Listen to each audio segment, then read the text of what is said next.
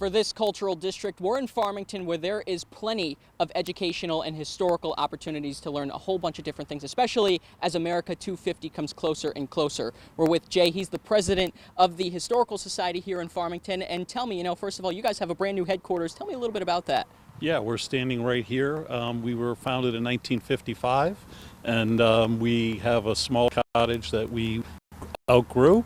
We used to be called or we would be called hoarders if it weren't for the fact we were a Farmington Historical Society, quite a collection. So we were able to purchase this property in early January last year, and we are going to be using it for our programming, exhibitions, and our archives, and we're very excited to get going with that, and we're excited to be part of the cultural district so we can incorporate this area of the town as well, as we sit in the beautiful spot right next to the Hillstead and the entry to the Farmington Valley. And tell me too, the importance of the cultural district. I understand it kind of helps put you guys on a map in a sense, and helps people sort of see all the different opportunities to learn about, American history, local history in Farmington, right? Absolutely. I mean, I like to say we have a embarrassment of riches as far as historical and cultural opportunities and organizations in Farmington.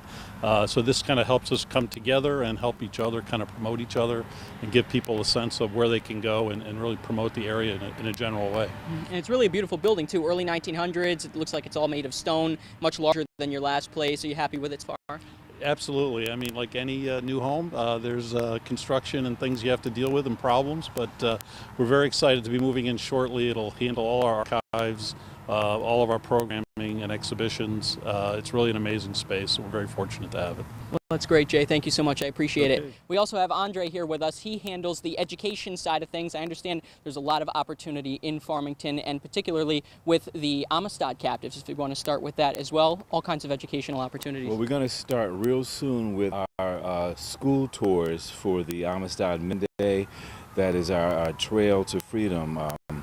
And that also, at the same time, we'll be talking about the Connecticut Freedom Trail. And we usually work with here in Farmington the 5th grade. At that time, it's built into their curriculum to come see us and to further educate them about walking in the footsteps of the Amistad Monday.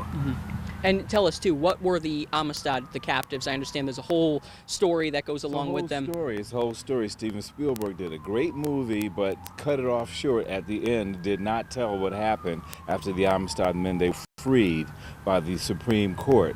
We take that story from that point on to when they actually get back to Sierra Leone. But they spent 8 months here in Farmington, so kids get a chance to walk the footsteps of the Amistad Monday. And tell us too, quickly, if you could just sum up, what, for people that may not know what the Amistad was or were, the people. The Amistad was, La Amistad was a schooner that became a slave ship. It really wasn't. It was a cargo ship.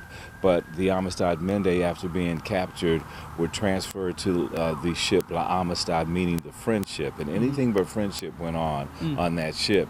But that schooner is now in New London, and we get a chance to get the kids to walk through and find out what the freed Monday did for 8 months, raising money to get back to Sierra Leone. And the story ends in a happy way. They do get a chance to go back home.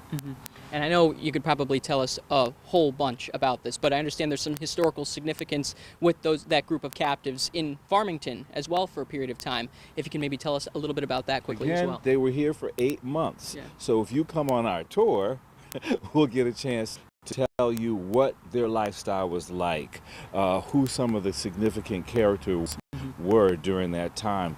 Joseph Cinque was named Joseph Cinque by his Spanish enslavers on La Amistad. His name was actually Singbe Pia, and we refer to him as such here in Farmington as we retell those stories.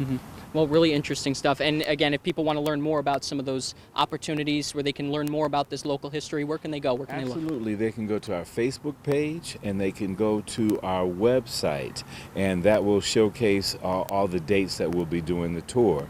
And they can see our brochure, they can see our promo videos, etc. Well, that's great. Very interesting. Thank you so much. I appreciate you. And we'll have that information on our website as well, fox61.com. For now, Joe Monty in Farmington, back to you.